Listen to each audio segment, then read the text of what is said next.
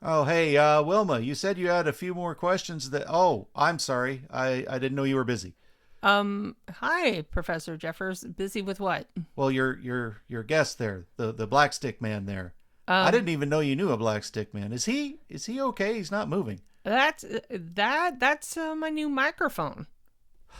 Oh, Yeah, I got tired of us sounding like we were talking in a can, so I bought a new microphone.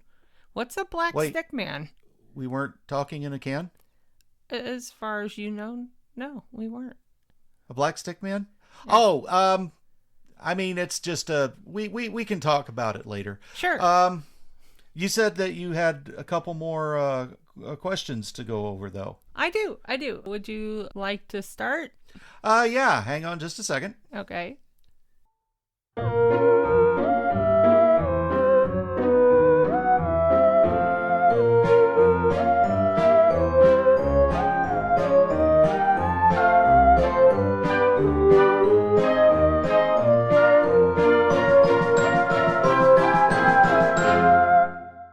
And hello, and welcome to Cryptid Remarks. I am Professor Edward Jeffers, And I am Wilma Chronicle. and we're here to answer any questions you have about cryptids and cryptid-human relations. If you have any questions that you want answered, feel free to leave a message at cryptidremarks@gmail.com or any of the socials that we're on. Feel free to leave a question there. And I understand we have a couple of new questions. We do. Ben, him, is writing in hopes that you can help me with a problem. In your travels, have you ever encountered a squonk? Oh, I have one roaming around my neighborhood, constantly crying. It's making it impossible for me to sleep along with my young children. None of my neighbors or my partners seem to notice, and I'm at my wits' end. So, do you know of any way to drive it off? drive it off. Drive it off. Every every time with What? these. Wait, I don't even know why I'm trying this. and I'm just- Professor yeah. Jeffers, wait. Hey.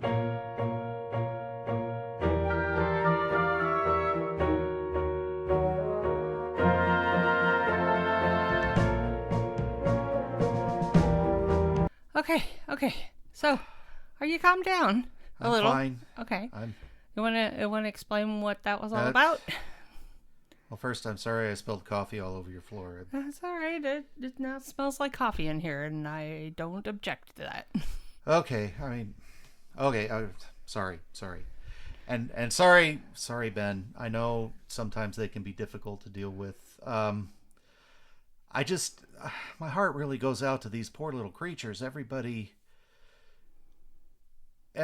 just seems to. Okay, here's the thing. A squonk is this little creature. You see them in the forests of Pennsylvania all the time. They are really considered.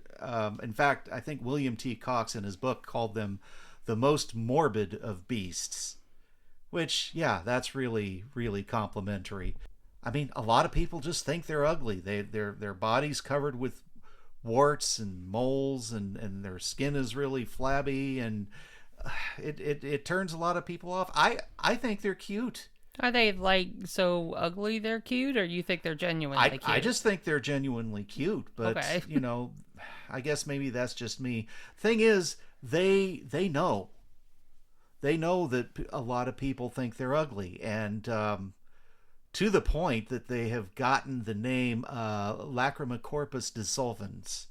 That sounds like a whole lot of syllables for nothing. It is a whole lot of syllables, but it's not for nothing. It basically means that when they are either captured or made anxious to a certain point, they will literally dissolve into their own tears. Good Lord. Yeah. It's not pretty. And in fact, have you ever heard of Genesis? The book of the Bible? No. The music group. Oh, yeah. Yeah. Solid. On their album, A Friend of the Trail, they have a song all about the squonk, and it kind of focuses on an incident in Mont Alto where a squonk was captured by a gentleman by the name of J.P. Wentling, and he put it in a bag, And as he was walking, suddenly the bag got lighter. And when he got home, he opened the bag, and all that was in it was the tears of the squonk. Well, that's heartbreaking. Yeah, exactly. And that's in a Genesis song? Yeah.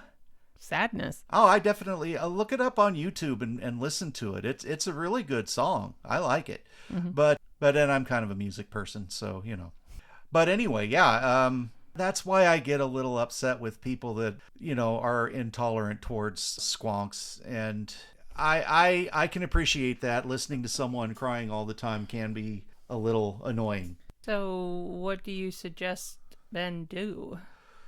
Well, there's only 3 things that I can think of, only one of which I would recommend. The first one would be to just capture it.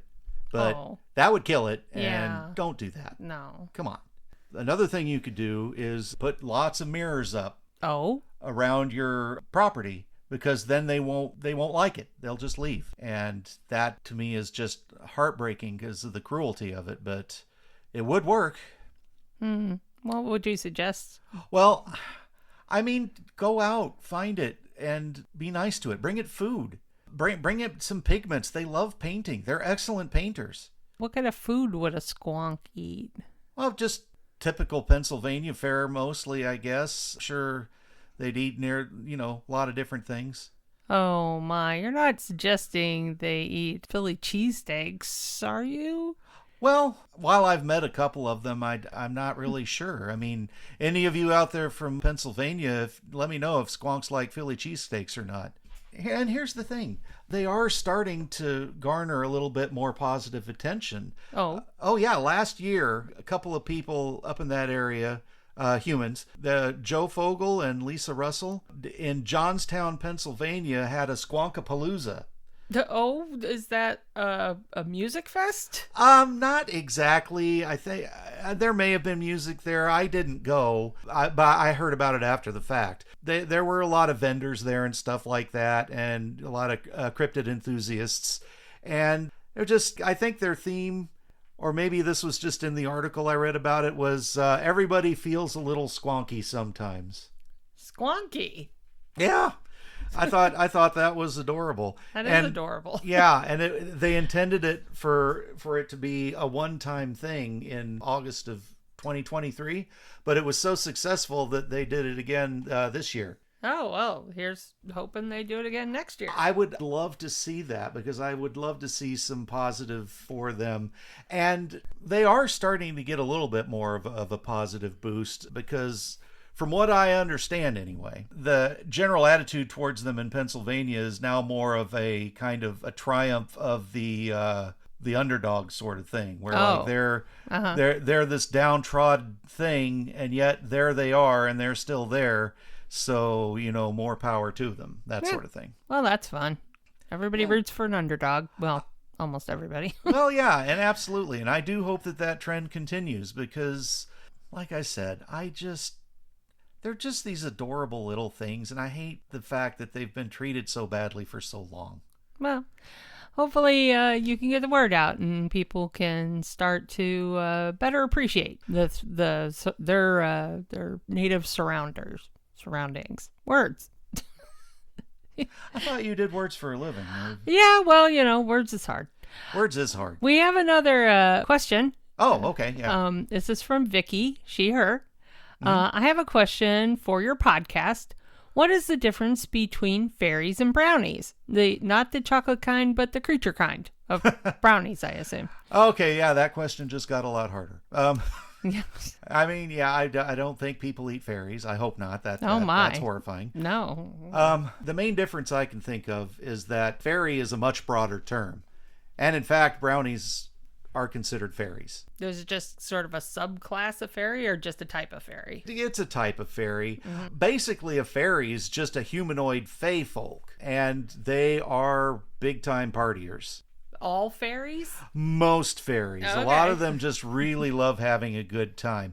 And I think what's happened is that the romantic period, the late 1800s, early 1900s, lots of stories were going around where they would bring in the fae folk, but because of the attitude of the era, they wanted to talk about the beautiful fae and romanticize them, romantic period. Sure. So there are a number of fae that benefited from this, but there are a number of them that did not. And basically, the term fairy is kind of what ended up being used for that, for the more beautiful fae. Let's see, other things. Fae, a lot of times to deal with the fae, they like dairy products. Oh, interesting. Yeah, there are a number of them that if you leave out cream or milk for them, they'll either do something for you or leave you alone. Also, beer and ale, they like that a lot. I mean, a lot of humans do that. Yeah, I so was gonna say, yeah. but if they're humanoid, so they must be a torture on a dairy farm. Well, they could be. I have heard of no known instances where they have taken over an entire dairy farm, but I know there are times that they'll sour the milk of a particular cow if they are annoyed by a certain farmer. Oh, which my. brings me to this. They can be very mischievous creatures. A lot of them can. And they'll trick humans, people, other creatures into all kinds of compromising situations and even deals that they often strongly regret. There's a saying about never making a deal with a fairy. Okay. Yeah. Yeah, I've heard that about fae, but fairies, I guess, fall under that. So Well, the fae, that makes sense. yeah, is the broader term, yeah. But the one thing is that they will not lie to you, and in fact, they cannot. Interesting. That doesn't mean they have to tell you the truth, and they can tell you the truth in a deceitful way. Yeah, I was gonna say stretching the truth a bit. Oh yeah, absolutely, and they can tell you the truth in a way to try to get you to do what they want you to do, and then you'll find out too late what they meant by that. But they will not straight up lie to you. If they tell you something, it is true. Interesting. Yeah, it doesn't make them any less dangerous. There are, True. You've heard of changelings, right? Vaguely. Yeah, there are times that the Fae will actually steal human babies and leave behind a changeling, then basically forcing the humans to raise the changeling, and then they have another baby human that they can shape to their own what they want. My goodness. How do humans protect themselves from changelings, and how would you know if you had one? Well, that's just it. It's really hard to tell because a changeling can look nearly exactly like whatever it's left behind to represent. Yeah. A lot of the way that they would tell is behavior of the creature or the human or whatever it is. And unfortunately, because of that, there are some stories about humans that have basically ostracized or even killed people that they think are changelings because they aren't acting the way they want them to. Oh, that sounds like a whole lot of misogyny. Yeah. I mean, it's not unlike the stories of the witches. If you don't like what a woman says, just accuse her of being a witch. And that went well. Yeah, historically. Yeah. Also, they don't just get humans to kill each other doing that. They'll lead a person to their death after gaining their trust just by suggestion and making them do things. Oh, goodness. How many of these fairies are there, and why are they not more of a problem? Oh, well, not all of them are vicious is the thing. And there's just so many different types. There's pixies and leprechauns, will-o'-the-wisps, dryads, nymphs, naiads, furies, banshees. That's another one that a lot of people like to try to avoid. Selkies, kobolds, and then redcaps. They're also a very nasty one. Elves, dwarves, boggarts, djinn, kelpies, mermaids, believe it or not, are fae. Sprites. Sprites. Oh. Wait a minute. Maybe she was thinking of sprites.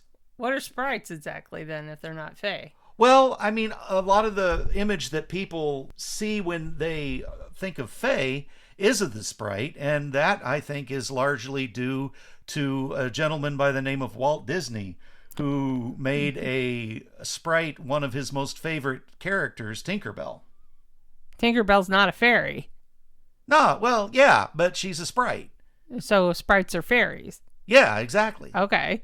Sprites are the tiny little humanoids. They have wings. Sure. Often they look like insect wings. They are considered one of the more beautiful of the fae. Okay. And they're small elemental creatures that are just incredibly powerful. Okay. That's why I always say if something's small, don't count it out. There's still a chance it'll kick your ass.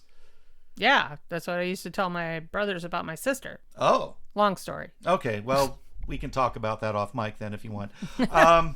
So Tinkerbell, for example, is an air sprite. Like I said, they're elemental creatures, and their powers usually reflect their element. And she can make people fly, and so she's an air sprite. Gotcha. The perception of sprites varies depending on who you talk to. The Celtic people, who I kind of have an affinity for, kind of see them as protector spirits. Okay. But that ranges all the way over to the Germans, who see them as more mischievous and not necessarily evil, but you saw how in the movie, and I'm referring to a fictional movie right now, which I prefer not to do, but it's just everybody knows this situation. But Tinkerbell, when she feels like she gets slighted by Peter Pan, then does some very nasty things.